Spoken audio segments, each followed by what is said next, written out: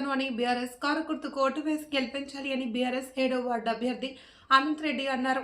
ఆదివారం ఇంటింటికి వెళ్లి ఎన్నికల ప్రచారం నిర్వహించారు. ఈ సందర్భంగా ఆయన మాట్లాడుతూ గుడుపల్లి గ్రామాన్ని అన్ని విధాలుగా అభివృద్ధి చేసే బాధ్యత తీసుకుంటానని హామీ ఇచ్చారు.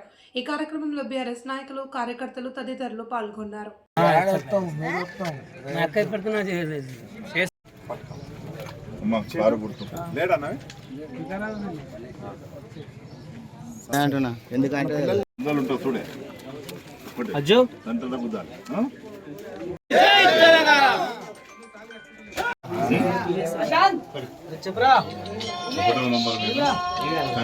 సీరియల్ నంబర్ కారు గుర్తు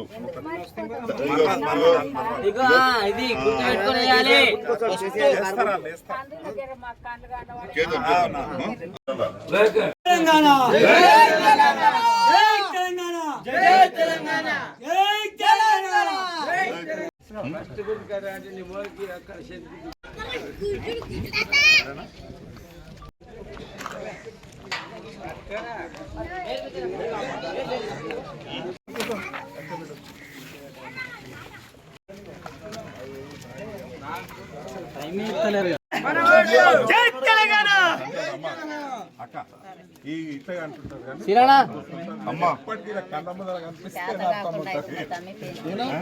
పెన్షన్ ఈసారి కాగానే కంపల్సరీ కనీసం ఎప్పుడు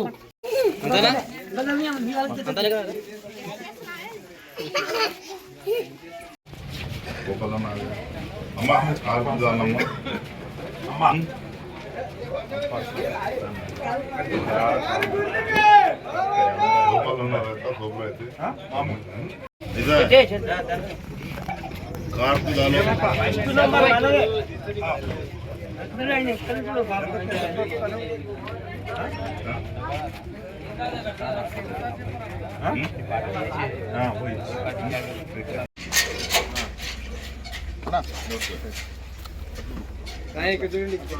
కారు గుర్తుకి చూడే అనంతరెడ్డి గారి నాయకత్వం, కారు గుర్తుకే, కారు గుర్తుకే.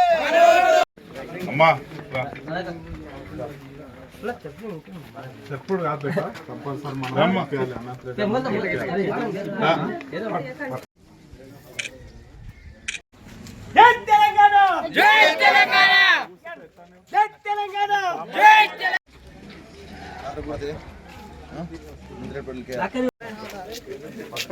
बीच में डालना डालना देखो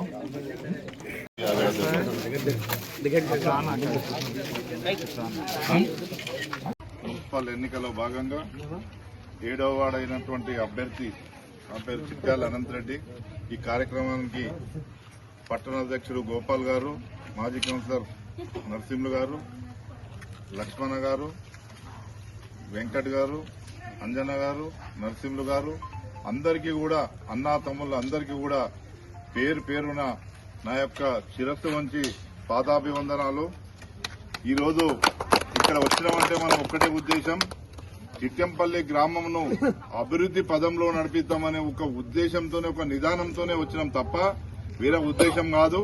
ఎందుకంటే చాలా సమస్యలు ఉన్నాయి. చూసిన నేను గల్లీ గల్లీలో తిరిగితే వీధి లైట్లు లేవు, స్తంభాలు లేవు, అండర్ డ్రైనేజ్ లేదు, మోరీలు లేవు, చాలా అస్తవ్యస్తంగా ఉన్నది. కాబట్టి ఇవన్నీ కూడా 5 సంవత్సరాల లోపల ఖచ్చితంగా మనమంతా కూడా డెవలప్ చేద్దాం.